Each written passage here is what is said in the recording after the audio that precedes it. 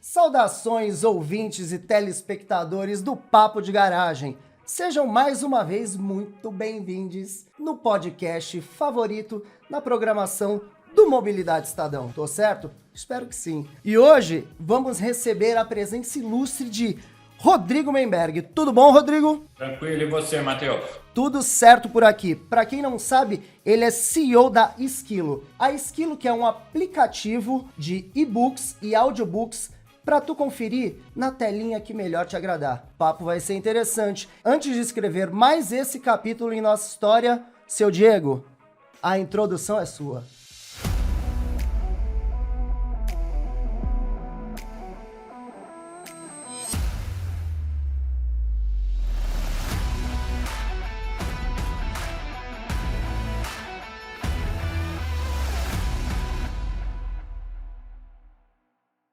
Rodrigo, mais uma vez, muito obrigado pela sua presença. Vamos começar do nosso jeitão com a pergunta na lata. O brasileiro está lendo mais? Matheus, antes de mais nada, também obrigado aí pelo convite, pela oportunidade de participar aqui com você. Realmente é uma honra. Tenho também o Estadão aí no meu coração. Trabalho com o Estadão desde 93, então uma relação muito próxima com eles. E aí, indo ao ponto aqui, se o brasileiro está lendo mais, eu vou te dizer que sim, tá? Mas não é só por conta dos livros ou da mídia digital, que antes era a mídia impressa. Na realidade, hoje, se a gente for olhar o universo digital que nos cerca, você tem que ler em qualquer plataforma. Você lê desde a televisão, que tem lá um GC das notícias que estão acontecendo, ou que são as principais notícias enquanto o apresentador está conversando. Eita, que negócio é esse?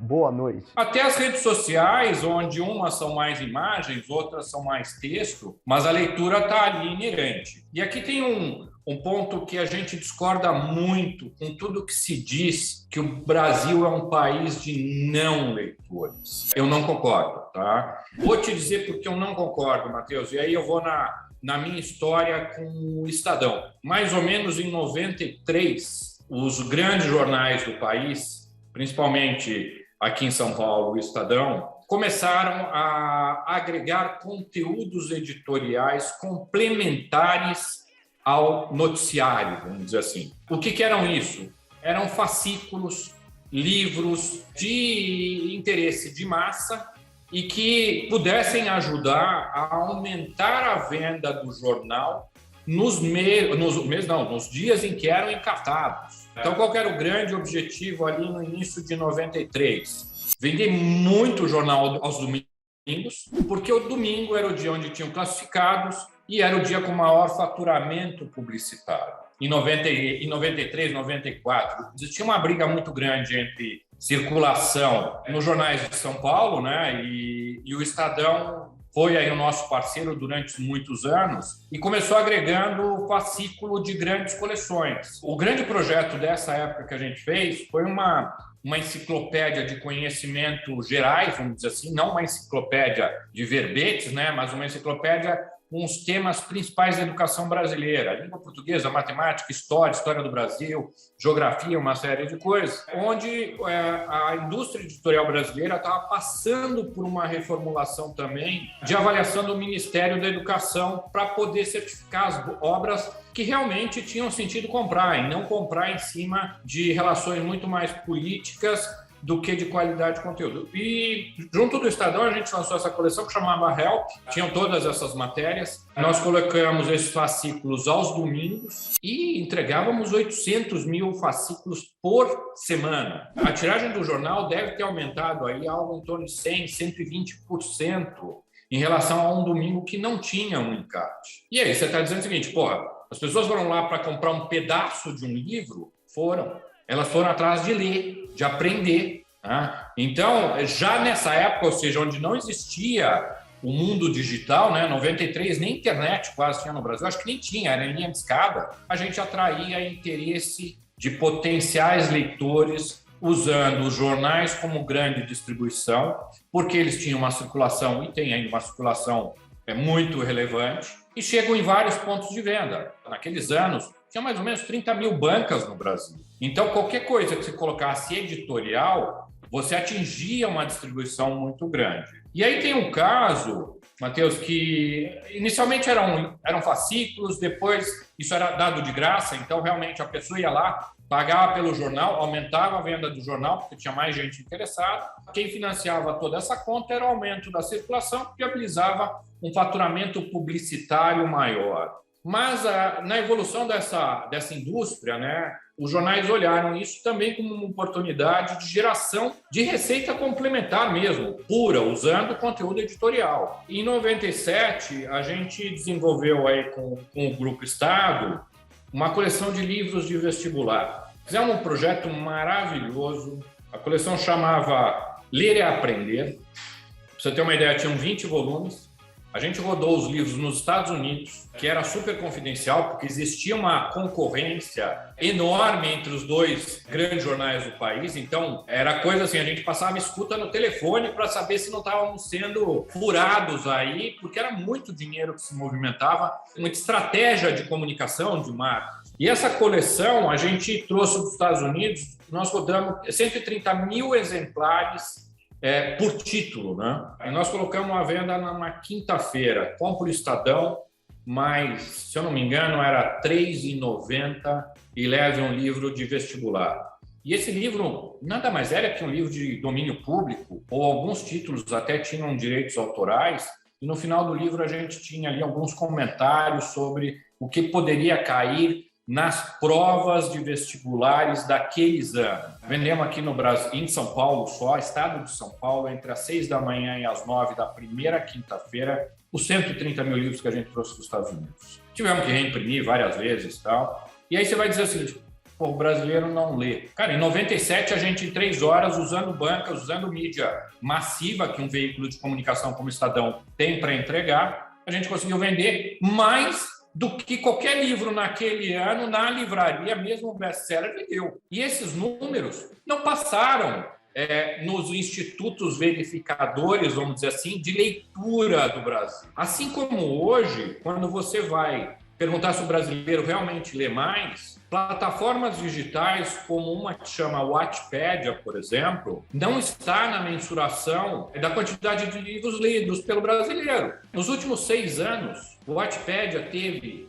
2 bilhões de livros iniciados. 2 bilhões de livros iniciados. Isso não passou de novo pelos índices do mercado editorial. E quem leu isso? Quem leu isso foi o jovem, aquele jovem que está com acesso a uma plataforma digital, que está procurando conteúdos interessantes e que, de alguma forma, pode não precisar pagar por coisa boa. Então, esse mercado movimenta muito livro e livros que nem as editoras enxergam que estão rodando no mercado. Tá? Aí você fala assim, bom, mas e os leitores digitais, o Kindle e essas coisas todas? Cara, os leitores digitais que a gente conhece, Kindle, Kobo, todos esses que já foram lançados aqui, eles conversam exatamente para o mesmo leitor que sempre frequentou as livrarias. É a nata da sociedade brasileira.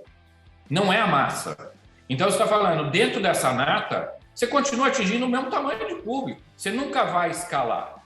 Então, onde está o aumento da leitura? Está no uso efetivo das plataformas digitais, mas elas utilizando a escala que o digital permite para atingir novos públicos. Não é usando um device. Sim, e até um pouco o que você colocou, você citou lá nos anos 90, que já tinha essa conexão com a questão do jovem. Vocês incentivavam por meio dos fascículos, que trazia para a questão do vestibular e tudo mais. E você citou agora também desses novos leitores que também estão se utilizando das plataformas digitais e assim crescendo dentro dessa mesma parcela o número de leitores. E aí eu te faço aqui um gancho para a segunda pergunta, que seria: o que é a plataforma Esquilo e como funciona para o consumidor? E aí acho que é o consumidor no modo mais geral, né? Sim, então vamos lá.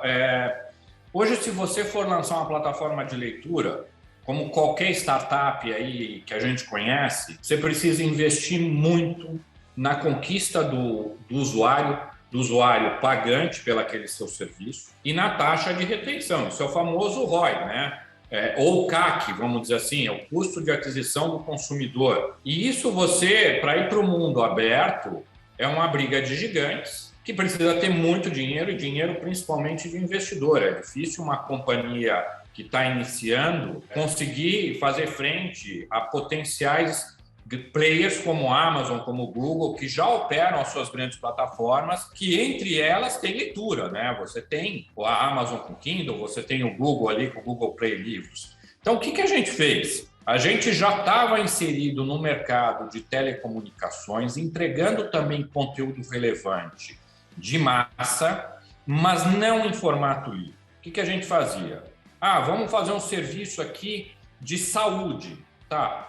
Então, é um serviço que tem de instrução para a população mais carente, com menos acesso ao material informativo ou estudo, uma série de coisas. E quem é que a gente vai botar para endossar essa plataforma? Drauzio Varela. Porque aí você já não precisa explicar que o conteúdo é bom e é um conteúdo que tem a linguagem de massa. Então, a gente trouxe o Drauzio e isso nos permitiu entrar em todas as operadoras, vendendo conteúdos que não em formato de livro, mas em formato de SMS, de aplicativos, de portal de voz, de portal web. Naquela época tinha muita limitação, porque o smartphone estava realmente começando a se massificar. Então, você tinha que usar o recurso do SMS, que parte da população não tinha como consumir plataformas que nem essa que a gente tem hoje. E aí, nessa evolução toda desse mercado de telecom, as operadoras começaram a investir em serviços de valor adicionado. O que é o serviço de valor adicionado de uma operadora? É exatamente a mesma coisa que os jornais fizeram lá em 93, quando colocaram um fascículo. Como é que eu me diferencio na oferta de dados, na oferta de minutagem de telecom? Agregando coisas que o meu público tem interesse. Então, você olha hoje um plano de telecom de qualquer uma dessas operadoras e elas têm uma solução de vídeo com Netflix, com Amazon Prime, com qualquer coisa. Ela tem uma solução de música Netflix, com Deezer ou com Spotify, só que ela não tinha uma boa solução de leitura. Na realidade, ela até tem de leitura de jornal, com bancas que tem lá jornais, revistas, uma série de coisas, mas o livro especificamente, nenhuma delas tinha. E não tinham bons livros, elas até tinham alguma coisa de livro, mas era o livro da Dona Maria, que era uma autopublicação de uma empresa de tecnologia que não oferecia o conteúdo que é consumido no varejo tradicional e que faz a lista dos mais vendidos. Então, nós desenvolvemos para esse canal uma solução de um clube de assinatura virtual. Na realidade, a gente entrega para cada assinante de cada operadora, uma vez por mês, um livro. E este livro é uma recomendação nossa, baseado em que ele tem que ser best-seller. E esse é o nosso grande diferencial do mercado, Matheus, que é o seguinte: eu poderia entregar qualquer porcaria se eu não quisesse que o produto fosse relevante. Para o produto ser relevante, eu preciso entregar para esse assinante aquilo que está sendo vendido na Saraiva, na Cultura, na própria Amazon, e que muitas vezes essa base da pirâmide brasileira não tem condições de comprar o livro avulso. Então, a gente criou aqui uma régua, uma barreira que é assim: só entra best-seller no Esquilo. Nunca vai entrar um livro que ninguém conhece. Segunda barreira: esses livros têm que ser recentes. Porque um livro de Machado de Assis, Moreninha, Dom Casmurro, Curtiço, todos eles são best-sellers. Mas são livros de 100 anos atrás, 70 anos atrás. Então, não é nada que o mercado esteja ávido por consumir. Então, a gente coloca também livros recentes, tá?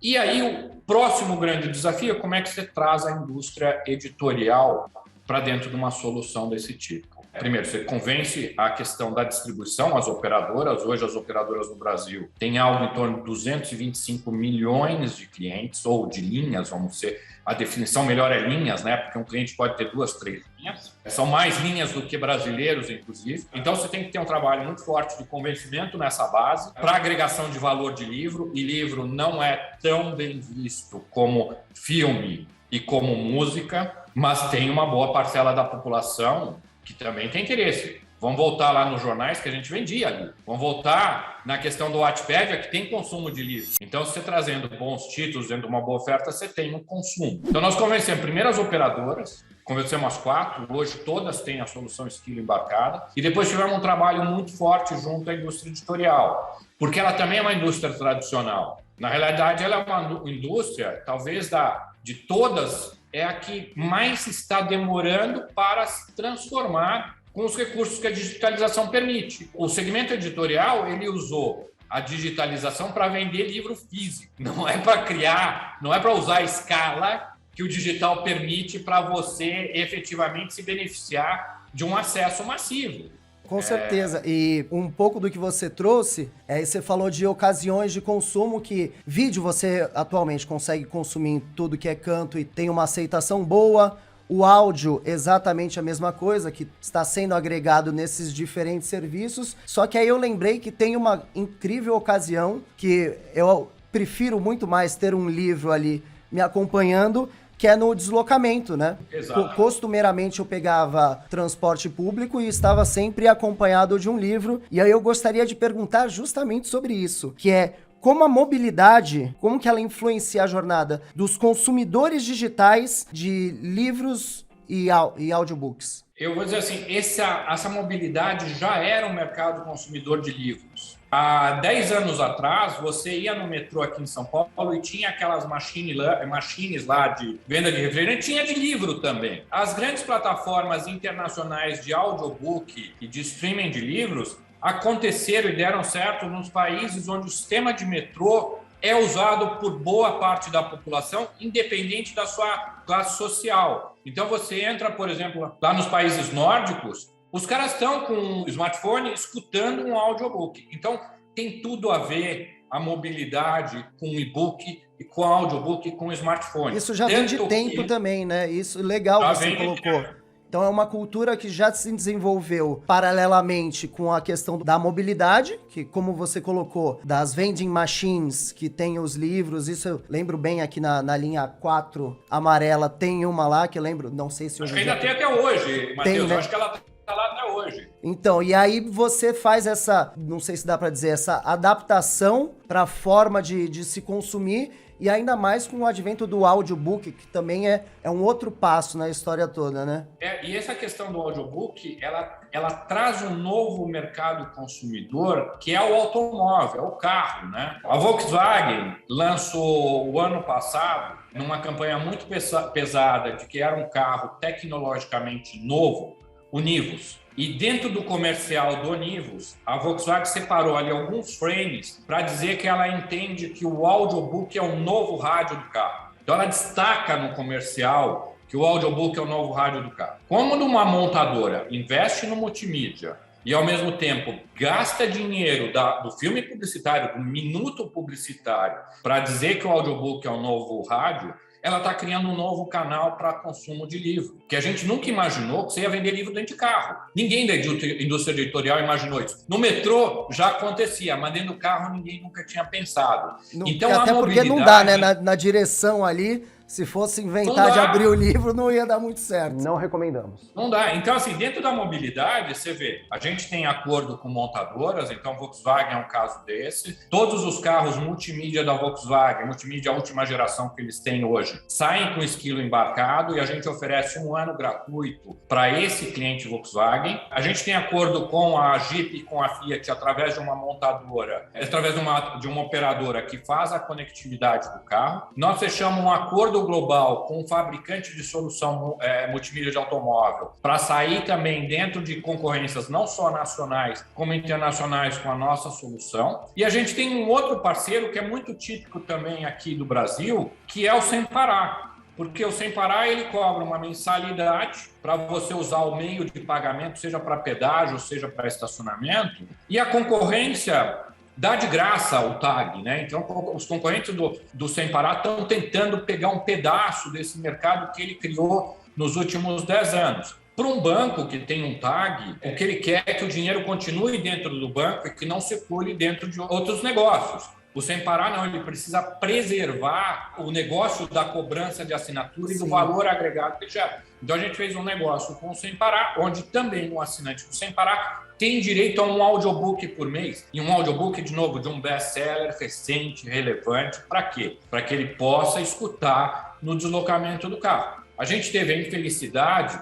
não posso dizer se foi infelicidade ou não também, de ter lançado essa plataforma no meio da pandemia com o Sem Parar. Mas agora que o mercado está voltando, eu tenho certeza que é muito melhor você ficar no trânsito 1h30, 2, que é o que mais ou menos a gente que está aqui em São Paulo fica, escutando um audiobook que te acrescenta conhecimento, e aí nós estamos falando desde audiobook de autoajuda, de mercado financeiro, de ficção, do que quer que o usuário queira, do que você ficar escutando notícia que hoje é só ruim. Notícia a gente passa o olho ali no Twitter, vê o que interessa, tira um pouquinho de sarro daqueles memes todos da disputa entre os extremismos e tal, mas não dá para você ficar 2 horas no carro escutando que o governo é X, que o outro fez Y, que roubaram, que não sei o quê. É melhor então você escutar um audiobook. Então a gente fez esse acordo com o Sem Parar. Para variar, mais um papo fera demais, né? Ah, e não esquece de curtir, compartilhar e o peteleco na sineta. Assim tu não perde nenhuma novidade do Mobilidade Estadão.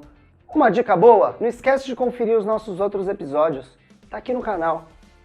Chega mais.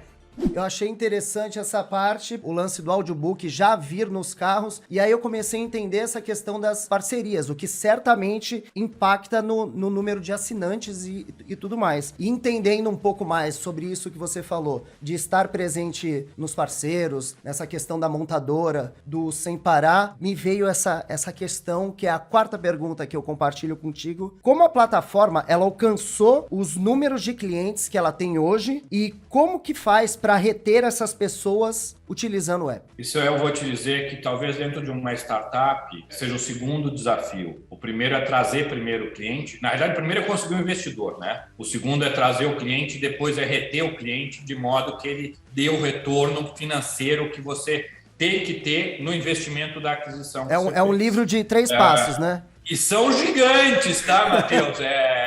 Pouca gente sobrevive a essa jornada aí desses 3 passos. E eu vou dizer, até tem muita gente que acha que eles são simples. Eu acho que desses 3 aí, o mais fácil é conseguir o dinheiro, tá? O executar as outras 2 fases são, com certeza, as mais difíceis. Boa.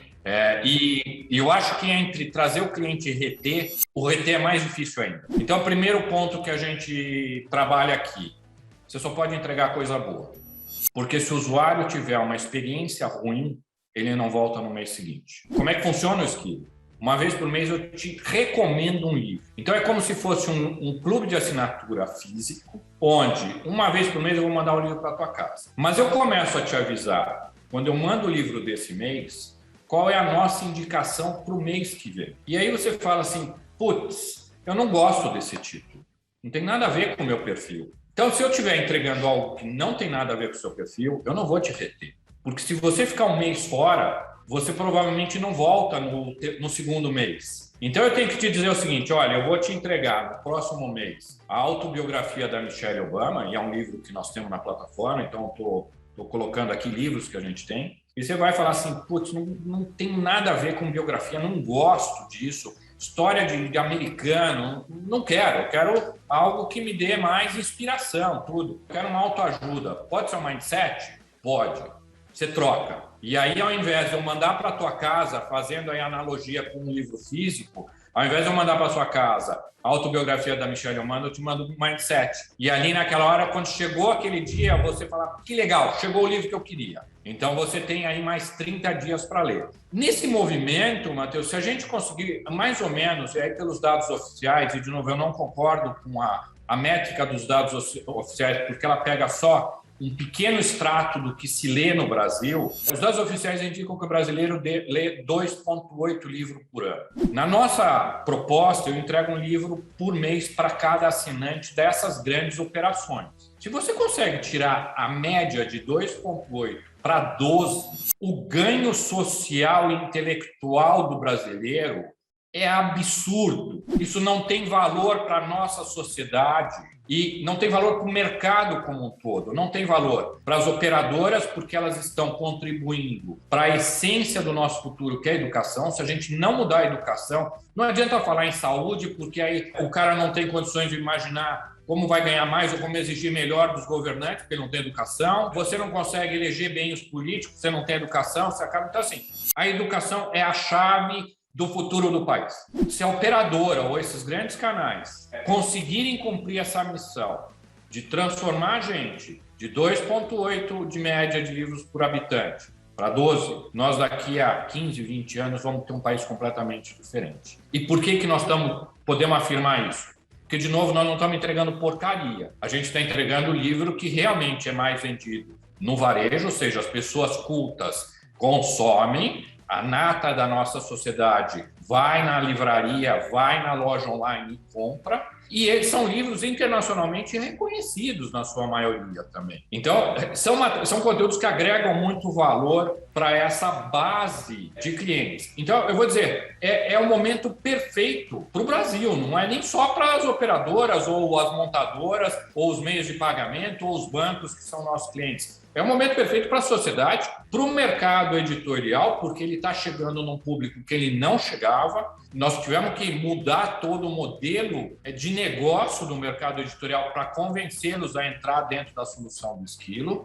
E eu vejo isso como algo único. Então, você fala assim, dá mais tesão pela oportunidade. Eu vim lá de 93, fazendo fascículo em jornal e já trabalhando livro. A gente tem a história de ter vendido mais da metade dos livros do Paulo Coelho no Brasil, sem ter passado por livraria, só usando esses canais alternativos. É o escritor brasileiro mais vendido do mundo, né? É bom para todo mundo. É bom para o consumidor final, é bom para o autor, é bom para a editora, é bom para o distribuidor, que são essas operadoras, é bom para o país. Temos que todo mundo aproveitar. É muito bom para a cultura, como você bem colocou. 2,8 é esse o número. Você tem um serviço como esse, que vem a ser 1 por mês, é um salto gigantesco e um incentivo muito grande à leitura. Então é fenomenal, é a transformação necessária, muito como você colocou. E aqui tem um ponto, Matheus, se eu ainda tenho alguns minutinhos nessa pergunta, também mega estratégia. O que acontece? Livro é um conteúdo denso. Ler um e-book ou um livro impresso, muitas vezes exige uma capacidade intelectual que só aqueles que realmente tiveram uma escolaridade completa ou uma educação completa têm condições de ler, compreender, porque o problema do brasileiro muitas vezes não é nem ler, é compreender, né? É interpretar aquilo, a mensagem que está dentro do conteúdo. Quando você vai para a solução de áudio, você já mitigou parte do problema, que é o cara não conseguir ler. Então, o áudio cumpre essa função. O áudio também cumpre a função das pessoas que têm alguma dificuldade visual. Você pode pegar desde o extremo, que é um cego, né? E ele não tem a condição. Mas você pode pegar uma pessoa mais velha, que também não consegue mais ler, um livro com uma boa experiência. Mesmo o livro físico, ela muitas vezes, eu lembro da minha avó, tinha uma lupa em cima da mesa de centro da social, que era para ela poder ler o livro, porque nem o óculos resolvia. Mas quando você põe o áudio, você resolveu o problema também dessa terceira geração, né? Eu já estou na terceira geração, estou quase comprando a lupa, ou melhor, escutando mais áudio do que lendo, sim, né? Sim. E você resolve. Aí tem um outro pedaço da nossa população que é o seguinte: põe o cara da baixa renda, ou o cara que não tem escolaridade nenhuma, mas que está no transporte público e tem tudo a ver com a mobilidade. Esse cara, não adianta eu dar um áudio denso também para ele, que ele não vai interpretar, ele não vai compreender, ele até vai escutar, mas aquilo não vai ser absorvido. O que a gente criou para este segmento da população? Resumos de livros, acordados com as editoras e com os autores. E esses resumos desses livros estão tanto em texto quanto em áudios. Por quê? Você vai ter a mesma dificuldade. Tem gente que não consegue ler, ou dentro do metrô ou do ônibus, ler no celular pode não ser uma experiência legal, mas você pode botar o fone e na sua ida para o trabalho, em 15, 20 minutos, você escuta um bom livro, e na sua volta você escuta um outro livro. Então, a proposta do Esquilo é atender da melhor forma possível o que o cliente final que quer adquirir conhecimento, educação e cultura, usando os livros como base, queira consumir. Então, eu entrego em qualquer solução. E você vai falar, mas o resumo é só para quem está no pré-pago? Não, a gente tem uma solução no resumo que todo dia libera um resumo de graça para todo mundo. Por quê? Porque o cara... Tem gente que quer o resumo só, não quer... tudo bem, entendeu? E tem mais. Esse cara do transporte público, um dia, se Deus quiser, ele vai evoluir economicamente, socialmente e vai querer comprar um livro. Quando ele quiser comprar um livro, ele é o leitor do futuro. A gente quer poder atender ou quer que o mercado editorial, e aí pode ser as outras plataformas ou até a livraria física, possa atender esse consumidor. Com o resumo, você consegue gatilhar esse interesse ou esse gosto pela leitura. Então, vou te dizer de novo, a gente está num momento único para o Brasil. É um momento realmente que, com o volume que a gente tem, eu posso até te falar os números, tá? Nós temos 142 milhões de clientes hoje com Esquilo. Todos vocês que estão escutando a gente aqui são nossos clientes na pessoa física. Se tem um serviço de operadora ou de meio de pagamento, são nossos clientes. Talvez vocês ainda não saibam que tem esse benefício. É só baixar o Esquilo, seja o Esquilo e-book para a solução de e-book, seja o Esquilo audiobook para a solução de audiobook, ou o Esquilo mini books, que é a de resumo, botar o dado de telefone e você já tem um best-seller na linha. E mais legal, às vezes você já está nesse plano há um ano atrás. Você já tem 12 livros best-sellers na sua linha para trás. Não é como o streaming do Netflix, que o que você não assistiu no mês passado, você perdeu. Na realidade, a gente te entregou, você só não baixou, mas é teu, para o resto da vida, na tua biblioteca. Tá vendo? E ainda quando fala best-seller, eu vim até alinhado hoje, assim. Fala best-seller, tem o peso ainda, então vim de gala para falar sobre best-seller. E aí, você contou 140 milhões, foi esse o número? 2 milhões. Os 142 milhões de linhas ou de meios de pagamento, porque na verdade você tem sobreposições, assim, você pode ter um cliente que ele é de uma operadora móvel, ele pode ter uma banda larga, ele pode ser cliente do Sem Parar, então existe uma intersecção. Às vezes, eu não posso te dizer que eu tenho 142 milhões de clientes, eu tenho 142 milhões de beneficiários.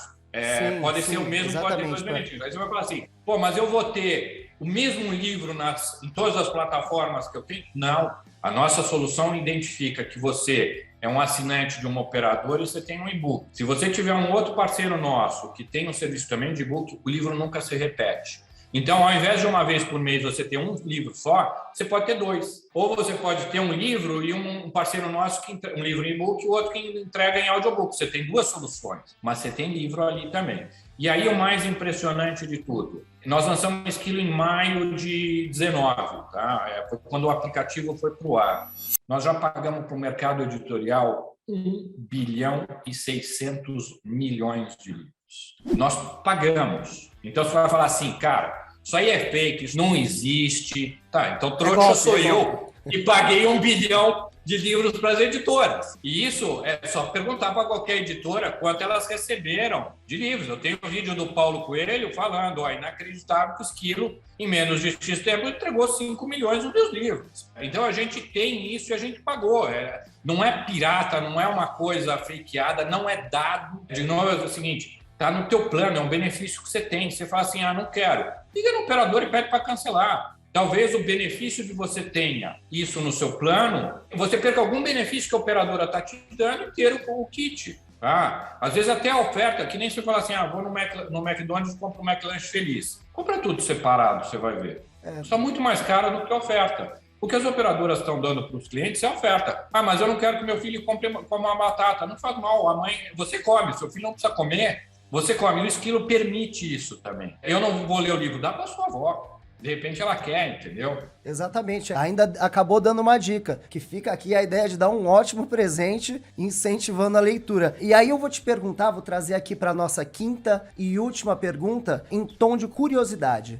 Você disse 142 milhões, que já é um número muito expressivo. E quais são os planos de crescimento do Esquilo daqui para frente? Não, Matheus, aí a gente tem realmente, quando você chega nesse número, você fala assim, por onde você vai crescer? Eu vou te dizer, no modelo atual que a gente tem, nós não temos nenhuma expectativa de aumentar essa base, porque quase que cada brasileiro tem um livro nosso, um serviço nosso colocado dentro do seu plano. Então, não temos esse crescimento em base, nós não vamos conseguir continuar crescendo no ritmo que a gente vem fazendo. Então, você fala, então, vocês bateram do teto? Não. Você imagina o seguinte, hoje, a solução de e-book, de audiobook, de venda varejo ou de venda avulsa está na mão de um único player, que é a Amazon.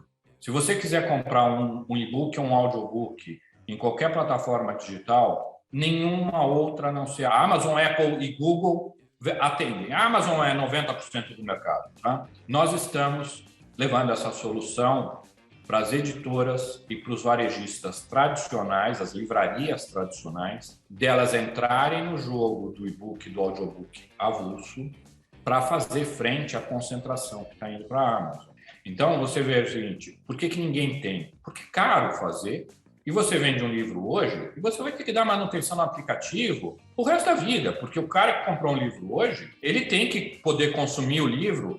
Mudou o smartphone, o sistema operacional evoluiu, tal, o aplicativo precisa evoluir. Ah, tem um recurso novo aqui, ele precisa ter ali. Então, para o varejo tradicional, que está acostumado a vender livro físico e que é pouco digitalizado e quase não tem relação com o mercado de tecnologia, isso não faz sentido. A Amazon nasceu invertida, né? Ela nasceu no mercado de tecnologia. Então, para ela, isso é o dia a dia, né?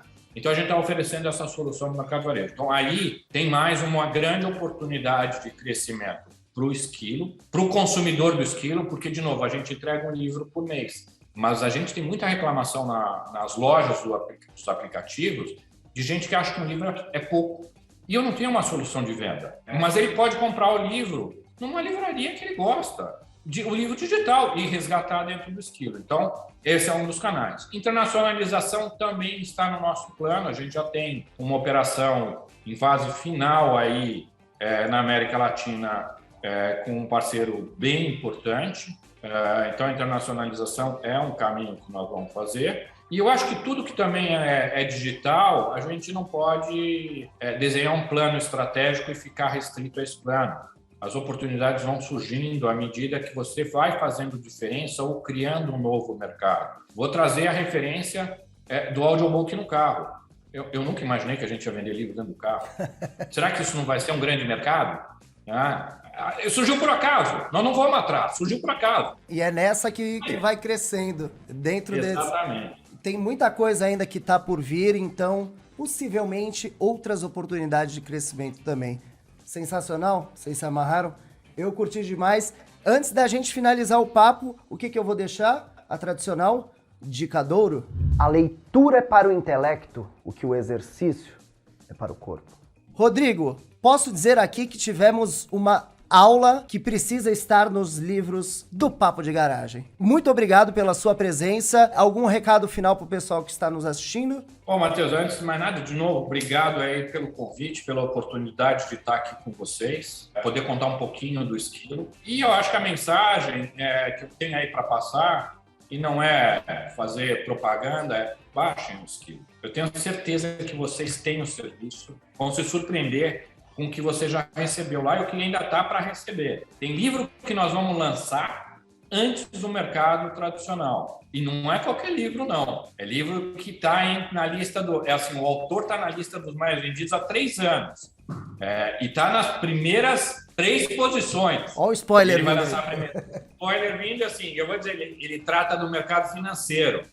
E é um influenciador aí que, olha, tem milhões de seguidores. Então vai ser realmente aí uma boa surpresa. Nós lançamos também o livro do Gil do Vigor antes do varejo. Então tem muita coisa legal aí para todos os gostos e para toda a sua audiência e para todo mundo que está nos escutando aqui. Pegou? Até o vigoroso tá na jogada. Obrigado quem nos assistiu. Espero que tenham curtido mais um Papo de Garagem. Obrigado, Rodrigo, pela sua presença. Confiram o skill, hein? E até a próxima. Um abraço.